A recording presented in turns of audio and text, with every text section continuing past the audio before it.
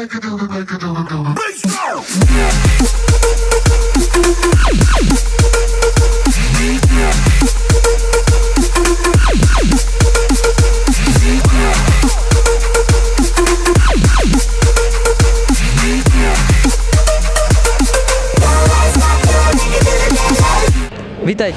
pred nami je druhý deň Unikonu, počas ktorého nás čaká veľa prednášok, veľa rozhovorov a taktiež veľa stanovísk, ktorých je viac než dosť.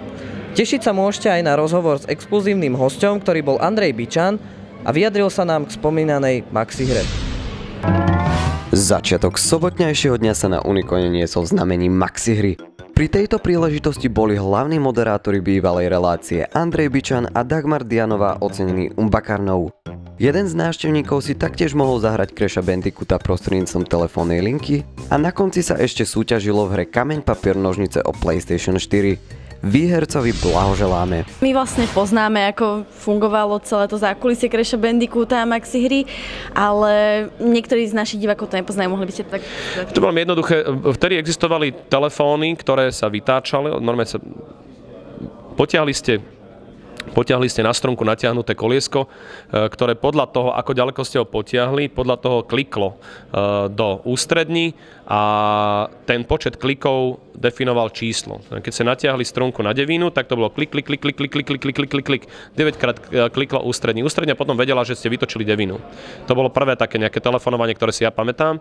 Nastúpila tzv. Tónová voľba, tlačítkový telefón, kde ste zatlačili štvorku a podľa tónu ústredne vedela, ktoré číslo voláte. Že to aj dodnes ešte občas používate na svojich smartfónoch, že stlačíte tlačítko číslo 2. A vtedy zaznie tút a ide tónová voľba. Už dnes to podľa mňa ide digitálne a tá dvojka ide priamo do tej ústredne, alebo teda tomu druhému aparátu. A tou tónovou voľbou sme my v štúdiu vedeli rozoznať, či ten človek ide dvojkou doľava alebo nejakým iným číslom doprava. A na základe toho vedeli hrať televízni diváci hru v televízii, pritom sedeli doma v obývačke a nemali PlayStation. Neuveriteľné. A prečo vlastne táto maxihra tak upadla? Z ničoho nič. Z ničoho nič neupadla. Maxihra, televízny program, keď sa pozriete na televízne programy aj dnes, vznikajú a zanikajú. Ich životnosť je rok, 2. Tie, ktoré sú dobré, prežijú 6, 4 roky. To sú dobré televízne programy. Ja neviem, koľko išla maxihra, ale to bolo, že 8 rokov, alebo tak nejako.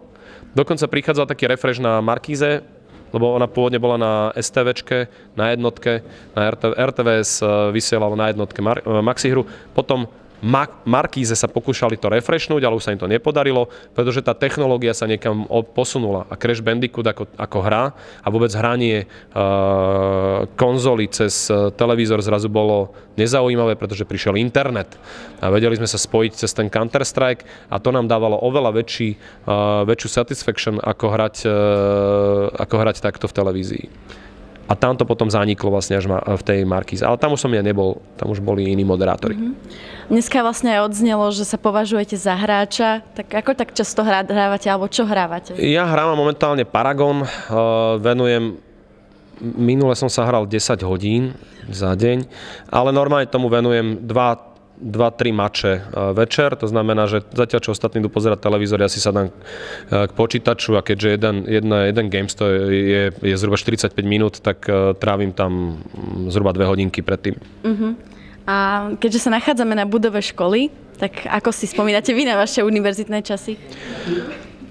My sme mali ja som chodil na Vysokú školu múzických umení, odbor herectvo, v ročníku nás bolo 10, všetci sme sa poznali, jeden chodil s druhou, druhá chodila s prvým a takto vznikali tie trojuholníky v rámci školy. Ale mimo iného sme aj študovali a naše štúdium bolo výborné, pretože my sme hneď v podstate od druhého ročníka boli hodení do priestoru divadelného a museli sme byť v podstate divadelnými hercami už vtedy. A hneď to prišlo. To znamená, my sme sa učili za pochodu, lebo sme hneď robili to, čo sme študovali. A bolo to krásne obdobie samozrejme života. Ďakujem vám krásne za rozhovor a tešíme sa na vás určite aj na budúci rok na Unikone, teda ak prídete. A ja sa veľmi teším, majte sa pekne, dovidenia. Nachádzame sa na 0. poschodí, čiže pri zemi Unikonu, kde sa práve odohráva turnaj v CSGO. Odchytili sme si tu nejakých spoluhráčov z našej školy, z nášho ročníku, tedy Universe Gamers. A máme tu Radka. Radko, ako ide zápas? Ahoj, ahoj, tak zatiaľ sa pripájame sa do lobíčka, čaká nás prvý zápas proti Legendárna Crew a ešte doľaďujeme malé úpravy, nejaké problémy, čo sa týka TeamSpeaku alebo tak, v CS-ku, na Steame, takže to doľaďujeme a pripravujeme sa, no. A bude to, myslíš, ťažké? No tak tento prvý zápas, čo bude, tak očakávam, že ten bude taký ten z ľahších, ale v skupine máme aj ťažšie týmy, ako je Esuba a Majestic Lions, čo už bude oveľa náročnejšie, lebo však tieto týmy sú známe po Československu, takže to bude predsa len trošku hard. A myslíš, že komunikácia v týme je dobre dohodnutá? Komunikácia v týme je veľmi dohodnutá, je veľmi dobrá. Skúšame už slúchadla, či ide všetko v poriadku a zatiaľ je to fajn. Takže prípravu ste mali dostatočnú, hej? Čo sa týka prípravy ako hry, tak tá nebola až taká dostatočná, lebo nie vždy sme všetci mali čas. Sem tam sa odohral nejaký ten faceit, nejaký ten matchmaking, ale väčšinou sme trénovali nejaké tie mapky, akože hádzanie smokov, granátov alebo pozičky, ale nie vždy bol ten čas. Väčšinou len tak 3-4 z týmu sme vedeli spolu hrať, lebo však bohužiaľ nie vždy máme všetci čas. Takže budeme musieť držať asi palce pevne, že? No hej, palce na nohách, na rukách, všade. Tak každý by si pripravil 10 palcov. Ďakujem pekne za rozhovor. A ja ďakujem. Ahoj. Nachádzame sa na druhom poschodí Unikonu, kde sa nachádzajú najmä retrohry a Xbox. K retrohrám by nám ale mohol už niečo viac povedať toto pán kolega, který to všetko šéfuje. Tak ahoj, já jsem Martin, tak vedem tady retrohernu. My jsme v podstatě český spolek, který už 2 roky jezdí takhle po akcích, po konech a vozí retrohry v podstatě od těch 70. let do přelomu století. A zatím to vypadá, že tady teda máme plno, tak doufám, že to vydrží celý den. Když se teda tak zatím docela úspěch. Jsme rádi, už jsme na Unikonu po druhý, takže moc rádi jsme se sem vrátili. A co máte taky v obsahu? Tak v podstatě všechny ty klasické vypalovačky z 80. let. Starý Nintendo, starý Segy, PlayStationy, na nich nám aktuálně běží turnaj v Crashovi, takže oslava 20. narozenin se hezky vydařila. A potom z těch novějších třeba GameCube. Ten GameCube je fakt dobrý, já jsem pozerala dlouho jako. A pozerám, že tu máte aj DOSBoxy a už nám jeden člen štábu utiekol na New Buchem. Jo, tohle jsou teda fyzický DOSBoxy, to jsou opravdu dobový počítače, 486 Pentium, takže všechno to běhá na původním železe, na původní síti. Pokud všechno klapne, tak by zítra mohl být pořádný deathmatch v Doomovi nebo v Dukeovi, takže bude určitě na co se koukat. Tak to určitě. Ďakujem pekne za rozhovor. Není zač.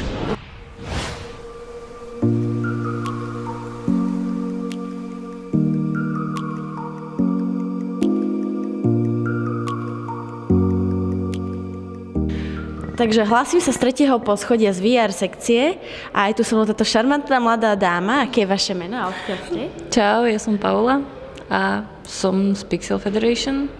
Momentálne ešte stále študujem tu na FMK, budem končiť, ale už pracujem teda v Pixeli popri tom.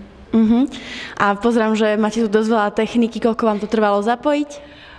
Reálne to netrvá dlho, možno nejaká hoďka a pol, ale okolo toho bolo strašne veľa technických problémov, ako dotiahnuť sem elektrinu, dotiahnuť sem internet, takže asi tak prakticky to bolo nejakých 20 hodín. Pekne, no. A čo všetko dokážete našim divákom a návštevníkom festivalu ponúknuť? Máme tu 2x HTC Vive, potom 1 Oculus. Od Pixelu máme požičaný HoloLens, čo je taká docela veľká novinka vo svete rozšírenej reality. Ďalej tu máme Gear VR, čo je vlastne k Samsungovým mobilom a cardboardy, čiže zo všetkého sa dá povedať, že niečo máme. Takže z každého rožku trošku. Ďakujem pekne za rozhovor, ešte sa uvidíme dneska. V jednej 11 sa nám podarilo zachytiť až 3 porodkyne naraz, čo je super kombo. Máme to zvládnuté. Vidno, že sú to už skúsenejšie cosplayerky a ako som už počula, tak všetky 3 cosplay sú výherné. Je to tak? Je v podstate. Ako sa tešíte na cosplaye súťažiacich? Určite sme zvedavé, akí budú. Podľa papierov, čo sme dostali, tak vyzerajú zaujímavo, takže uvidíme. No. A koľko vám trvalo ušiť tieto cosplaye v priebehu? Asi týždeň. Šikovná. Týždeň. Ja som mala 3 mesiace a... Ja tak asi měsíc, takový čistého času. A venujete sa radšej armorovým cosplayom alebo šitým cosplayom? Ja určite armor. Ja preferujem viacej šité, ale ako vôbec sa nebojím niečo experimentovať alebo s pohyblými svietiacimi časťami. Já mám radši šicí cosplaye, ale také se nebojím experimentovat s různými materiálami. No, vidieť, je to skvelý cosplay. A aj ste oboznámené s niektorými cosplaymi súťažiacich, že viete aj čo máte čakať? Dostali sme priebežne fotky, aspoň mená súťažiaci, aké postavy budú a s drobnými ukážkami výroby.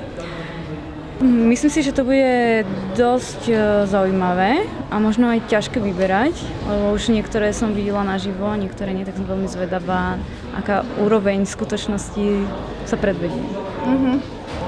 Tak to sa asi všetci tešíme na tú cosplayovú súťaž. Už len počkať do zajtra. Ďakujem za rozhovor. Aj my ďakujeme.